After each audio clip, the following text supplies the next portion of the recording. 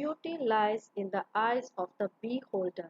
मतलब हर चीज खूबसूरत है, हर जगह खूबसूरत है, बस देखने वालों के नजरों में डिपेंड करता है कि आपको कौन सी चीज सुंदर लगती है और कौन सी नहीं। So with this quote we will start a very beautiful poem, that is Beauty. And this poem Beauty, it has been written by E. A. Shure. So we will begin with the poem Beauty. So in this poem Beauty, beautiful कुछ भी हो सकता है।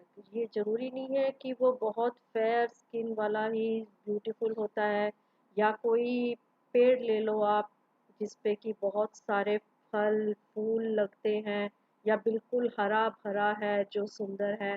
ये जरूरी नहीं है कि वो जिनका फेयर स्किन है या जो पेड़ बिल्कुल हरा भरा है वही सुंदर है। ये देखने वालों की नजरों पे डिपेंड करता है कि उसको वो चीज सुंदर लगती है या नहीं। भगवान ने हर चीज खूबसूरत बनाई है। There is beauty in everything. God has made everything beautiful. So it depends upon the vision of the person who is seeing the thing. It depends upon his thoughts whether he feels that this thing is beautiful or not. जैसे कोई पेड़ ले लो, हो सकता है कि जिसपे एक भी पत्ता ना हो, तो हो सकता है वो पेड़ आपके लिए खूबसूरत नहीं है। It might not be beautiful और it might not be pleasing your eyes, but अगर आप एक फोटोग्राफर की नज़र से देखो, एक पेंटर की नज़रों से देखो, तो उसके लिए वो पेड़ भी बहुत ही खूबसूरत है। That tree is very beautiful even though it is a shredded tree, there are no leaves on that, but still then it is beautiful for the photographer, or if you see from the eyes of a painter, through the eyes of the painter, it is very beautiful. सो इसीलिए बोला गया है कि खूबसूरती जो है वो देखने वालों की नजरों पे डिपेंड करता है। ना आपका नजरिया जैसा है आपको वो चीज वैसी ही नजर आती है। ओके, हर चीज खूबसूरत होती है, भगवान ने जो बनाई है देर हर चीज में कुछ ना कुछ अच्छा होता है।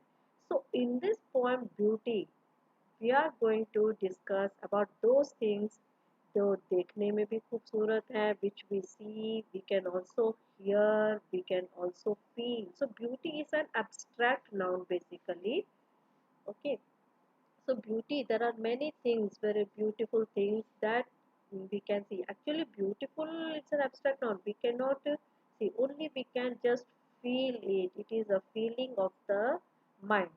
बट ऐसी बहुत सारी चीजें हैं जिनमें खूबसूरती है, लेकिन हमें हमारा नजरिया होना चाहिए कि हम उसको पहचाने, उसकी ब्यूटी को देखें। So let us read the poem now. Beauty is seen in the sunlight, the trees, the birds, corn growing, and people working or dancing for their harvest. So, here in the first stanza, the poet tells us that beauty is seen. खूबसूरती जो है आप देख सकते हैं हर जगह। कहाँ कहाँ पर देख सकते हैं? इन द सनलाइट, जो सनराइज होता है मॉर्निंग में, सूरज की रोशनी, अगर आप सुबह जल्दी उठते हैं तो आपको जो है सनराइज बहुत ही खूबसूरत होता है। मॉर्निंग का जो सनराइज होता है और जो सनसेट होता है, दोनों बहुत ही सुंदर लगते हैं। The sky sometimes it looks orange, sometimes it looks yellow, sometimes it looks pink, so different colours होते हैं। येलो, कभी ऑरेंज लगता है, बहुत ही खूबसूरत लगता है स्काई उस समय पे। इन द आफ्टरनून, दोपहर को अगर आप देखेंगे तो the sun it shines very brightly, बहुत ही तेज चमकता है। So beauty, the author says, the poet says that beauty is seen in the sunlight. जब सुबह सुबह जल्दी उठो तो इट द सनराइज, जो सनराइज है बहुत ही खूबसूरत लगता है। Then the trees, the birds, जो पेड़ हैं वो बहुत ही हरे भरे पेड़ होते हैं, फूल से फलों से लदे हुए पेड़ बहुत ही खूबसूरत लगते हैं। द बर्ड्स, बर्ड्स की जो है, जो बर्ड्स आप देखोगे, जब भी कोई छोटा सा बर्ड है जाए, अगर आप उसको ध्यान से देखोगे तो वो बहुत ही सुंदर लगता है। उसकी एक्टिविटीज जो है, वो कैसे खाना चुगता है, कैसे तिनके उठा के लेके जाता है घर बनाने के लिए, कैसे उड़ता है वो, कैसे वो अपने बच्चों को खाना खिलाता है। तो ये सारी चीजें आप ध्यान से देखोगे तो आपको बहुत ही सुंदर लगेगा, चाहे वो कोई भी बर्ड हो। All the birds are beautiful. Then corn growing, corn means मक्का, जो खेतों में जो है फसल जो लहला रही है, पकी हुई फसल है, वो बहुत ही खूबसूरत लगती है। Corn growing and people working और dancing for their harvest. Harvest means जब फसल पक जाती है तो उसकी कटाई की जाती है, जो उसको काटने के बाद जो है उसको रखा गया है, उसको यहाँ पर हार्वेस्ट बोला गया है। So corn growing and people working और डांसिंग फॉर देयर हार्वेस्ट। तो जब फसल पक जाती है तो जो किसान होता है वो बहुत ही खुश होता है अपनी फसल को देख के, क्योंकि उसमें उसकी मेहनत छिपी हुई है। इसीलिए जब भी आप कोई काम करते हो जिसमें आपकी मेहनत है, तो वो चीज़ नेचुरली आपको बहुत ही खूबसूरत लगेगी। जैसे मान लो आपने कोई पेंटिंग बनाई है, तो वो हो सकता है दूसरों को ना लगे ब्यूटीफुल, लेकिन वो आपके लिए बहुत ही खूबसूरत है, क्योंकि उसमें आपके एफर्ट्स छिपे हुए हैं, आपने बहुत मेहनत की है उसको बनाने के लिए। एक छोटी सी बच्ची अपने पापा के लिए रोटी बनाती है, चाहे उसकी शेप कैसी भी हो, चाहे वो आधी कच्ची आधी पक्की जली हो, लेकिन उसके पापा के लिए वो रोटी बहुत ही खूबसूरत है, द बेस्ट होती है, क्योंकि उसमें जो है उसकी बेटी का प्यार है, उसकी बेटी के एफर्ट्स छिपे हुए हैं। सो ब्यूटी इसीलिए बोला गया है कि वो देखने वालों की नजरों में होती है। Beauty is heard in the night, wind sighing, rain falling, or a singer chanting anything in earnest। तो ब्यूटी जो है सिर्फ देखने में नहीं होती है, हम ब्यूटी को सुन भी सकते हैं। कुछ आवाजें होती हैं जो बहुत ही ब्यूटीफुल होती हैं। जैसे आप अगर एक ब्लाइंड पर्सन से पूछोगे तो वो जो है वो देख नहीं सकता, वो आवाजें सुनता है, बर्ड्स की साउंड सुनता है, वो हवाएं चलती हैं उनकी आवाजें सुनता है, वो बारिश की बूंदें पड़ती हैं वो उनकी आवाजें सुनता है, रोड पे जो है कोई चल रहा है, व्हीकल्स जा रहे हैं उनकी आवाजें सुनता है। वो सिर्फ सुन सकता है, तो उसके लिए जो है हर तरह की आवाज जो है उसको बहुत ही सुंदर लगती है। सो ऐसे ही हमारे लिए भी है। If you are sitting on a seashore, आप समुद्र के किनारे बैठे हो, तो जो वहां से वेव्स आ रही हैं, वेव्स की जो आवाजें आ रही है, वो बहुत ही ब्यूटीफुल लगती है, बहुत ही खूबसूरत लगती हैं। So that's why here the poet says that beauty is heard. Beauty को सिर्फ आप देख नहीं सकते, ब्यूटी को हम सुन भी सकते हैं। मतलब कि हियर ब्यूटी की आवाज मतलब कि ब्यूटीफुल साउंड्स होती है, बहुत सारी ब्यूटीफुल साउंड्स होती हैं। सो कौन कौन सी साउंड्स है वो? In the night, wind saying, तो रात को जैसे हवाएं चलती हैं, तो वो जो हवाओं की आवाज जैसे साए साए करके चलती हैं, वो हवाएं बहुत ही खूबसूरत लगती हैं, वो साउंड जो विंड के चलने की। रेन फॉलिंग, जब बारिश की बूंदें गिरती हैं टप टप टप टप, तो वो बहुत ही खूबसूरत लगती है, वो आवाज बहुत सुंदर लगती है। इफ यू हियर दम केयरफुली, जब कभी अगली बार बारिश आए तो वो आवाजें सुनना, जब वो पेड़ के पत्तों पे गिरती है तो बहुत ही अच्छी लगती है वो साउंड। और a singer chanting anything in earnest, singer गायक होता है, चैंटिंग, चैंटिंग मतलब जब वो कुछ गा रहा है, गुनगुना रहा है, जैसे कोई मंत्र वगैरह पढ़ते हैं ना, तो उसको बोलते हैं चैंटिंग। चैंटिंग का मतलब यहाँ पर है कि वो सिंगर जो है वो कुछ अपने आवाजें निकाल रहा है, इस chanting. So here chanting means it is related to the voice specially. तो जब कोई सिंगर, चाहे वो कोई गुनगुना रहा है या गा रहा है, anything in earnest, earnest means seriously वो कोई चीज को गुनगुना रहा है, गा रहा है, तो वो बहुत ही खूबसूरत लगती है वो साउंड जो हम सुनते हैं।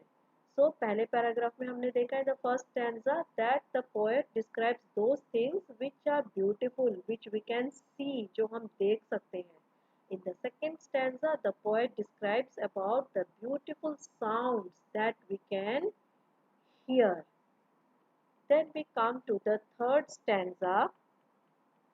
Beauty is in yourself, good deeds, happy thoughts that repeat themselves in your dreams, in your work, and even in your rest.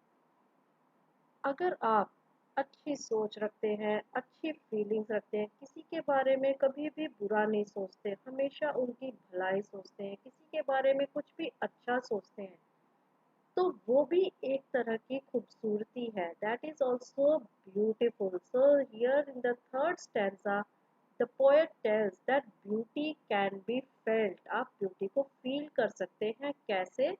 जब आपके काम, जो भी आप काम कर रहे हो वो बहुत अच्छे हैं, जो आप सोच रहे हैं किसी के बारे में भी, तो वो बहुत अच्छा सोच रहे हैं, किसी से कोई जेलसी नहीं है आपको, किसी का बुरा नहीं चाहते हैं आप. सो beauty is in your self. That is what the poet says. Beauty is in yourself. Good deeds. Deeds means work. Good work या फिर एक्शंस. जब आप कोई अच्छा काम करते हैं, कोई भी अच्छे एक्शंस करते हैं, किसी की हेल्प करते हैं, मान लो कोई रोड क्रॉस कर रहा है, कोई बूढ़ा व्यक्ति, आपने उसकी हेल्प की रोड क्रॉस करने में.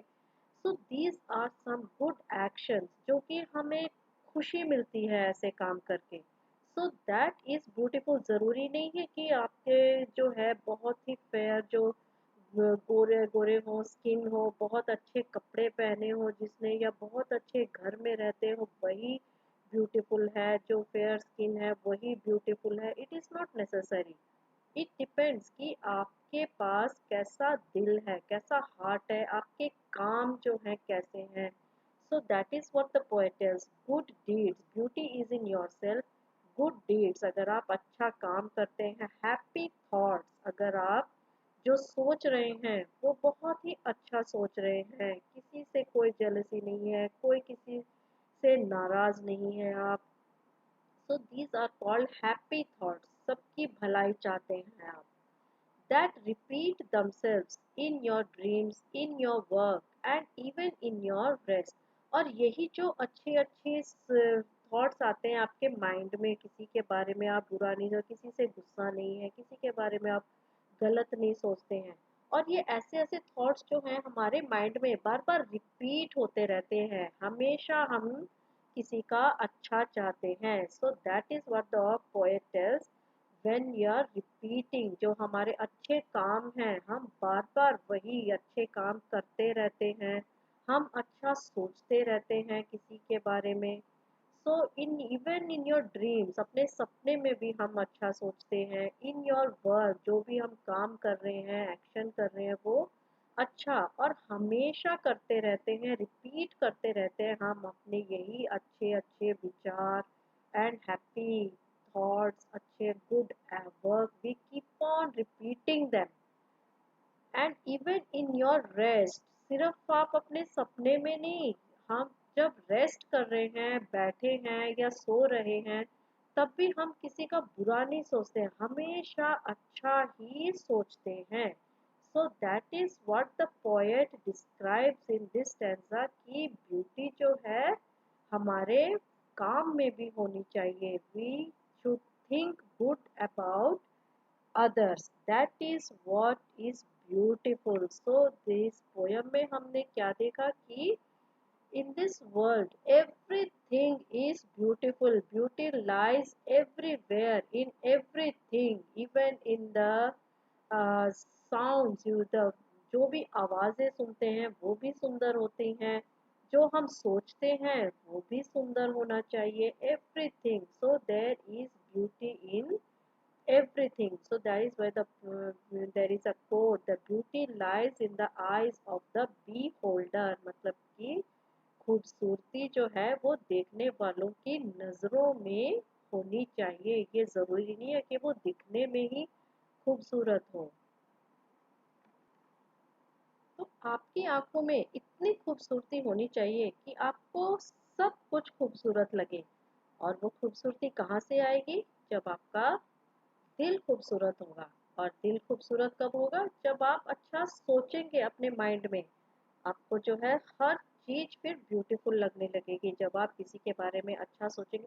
बुरे विचार आपके माइंड में आने ही नहीं चाहिए, तब सब कुछ आपको खूबसूरत लगेगा। There is beauty in everything. इस दुनिया में सब कुछ बहुत ही ब्यूटीफुल है। भगवान ने सब चीजें बहुत ही सुंदर बनाई हैं। Now we will discuss the question answers of the poem Working with the Poem. The poet says beauty is heard in. Can you hear beauty? Actually, see, beauty is an abstract noun. It is only a feeling. We cannot hear beauty. But there are some beautiful sounds that we can hear. Like when a guitarist plays a guitar, when a cuckoo sings, when the raindrops fall on the ground, when a soft breeze flows, etc. So there are many beautiful sounds that we can hear. Add a sound that you think is beautiful to the sounds the poet thinks are beautiful. So here we have spoken about many types of sounds मैंने बताई है जो कि poet की नजरों से खूबसूरत होती हैं। लाइक when the guitarist, जब कोई सिंगर कहीं गाना गा रहा है, when a guitarist जो है वो गिटार प्ले कर रहा है, when the cuckoo bird is singing, when the raindrops fall on the ground, on the leaves, when the soft breeze blows. So all these things are very beautiful according to the poet. Then the poet Keats said, heard melodies are sweet, but those unheard are sweeter. So here, what do you think this means? So here some two lines are quoted which have been written by the poet Keats. Heart melodies are sweet, मतलब जो आवाजें आपने सुनी हैं वो तो खूबसूरत हैं ही, लेकिन कुछ आवाजें ऐसी हैं जो हमने नहीं सुनी है, जो हम इमेजिन करते हैं। हमारी इमेजिनेशन जो है सच्चाई से भी बहुत ज्यादा खूबसूरत हो सकती है। So the poet Keats is talking about those sounds which are unheard, which we can imagine. They are even sweeter. वो उनसे भी ज्यादा sweet हो सकती हैं। Heard melodies कौन सी होती हैं? Heard melodies are only the ones which are actually being played around.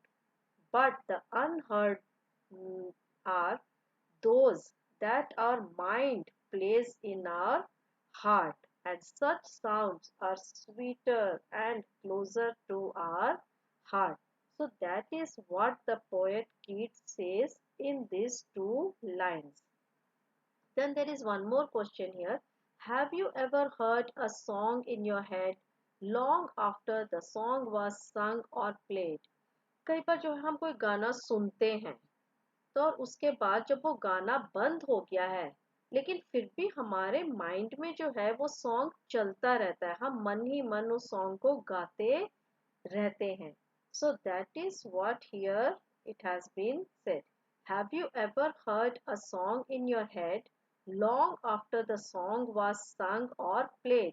मतलब वो गाना अब बंद हो चुका है लेकिन फिर भी वो हमारे माइंड में जो है वो गाना चल रहा है और कई बार हम उसे गुनगुनाने भी लगते हैं। So we can write yes, I have heard songs in my head long after the song was sung or played. So those are my most favorite, we can say these are our favorite songs, जो कि हमारे favorite songs होते हैं वही हमारे mind में चलते रहते हैं, हम उन्हें गुनगुनाते रहते हैं। Now let's go to the second question. Read the first and second stanzas of the poem again. Note down the following phrases. So here some phrases are given from the first and second stanza of the poem. Corn growing, people working or dancing, wind sighing, rain falling, a singer chanting. So these phrases could be written as first you see like corn growing, so it could be written, हम इसको ऐसा भी लिख सकते थे, corn that is growing. People working or dancing, it can be written as people who are working or dancing, तो हम इसको इस तरह से भी लिख सकते हैं. So the poet has used many such phrases in the poem. Like more examples are given. Wind sighing, मतलब कि wind that is sighing. Rain falling, rain that is falling. A singer chanting, मतलब a singer who is chanting. So here the poet is asking us, can you rewrite the other phrases like this? So we have discussed these other phrases also. There are even many more phrases like stream flowing, that means the stream that is flowing, wind blowing, the wind that is blowing, children laughing, that means children who are laughing. So there are many more phrases like this we can write. So why do you think the poet uses the shorter phrases? तो poet जो है हमने देखा poems में usually जो है ऐसे short phrases use करते हैं instead of writing them completely. So they use short phrases to give a musical rhythm to the poetic lines. तो उन्होंने जो poem की जो उनकी lines है उनको और थोड़ी खूबसूरत बनाने के लिए और थोड़ा poetic language देने के लिए, to give them a poetic life, the poets they use such phrases to give them a musical rhythm. Okay.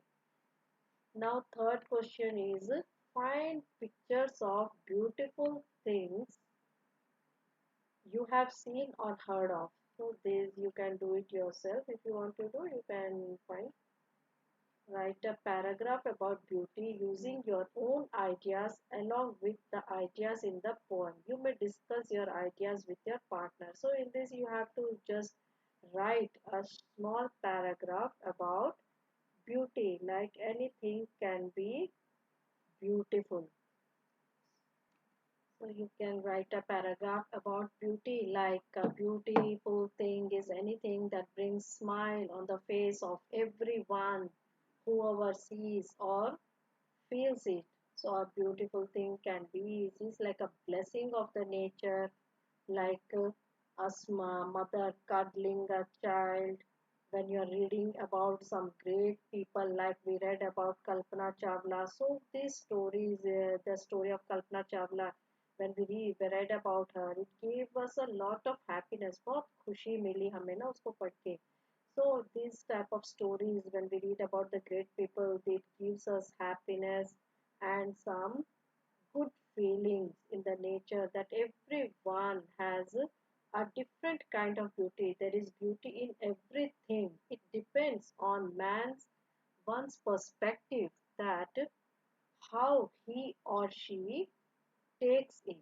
So that is all about this poem beauty. So here we will end the chapter.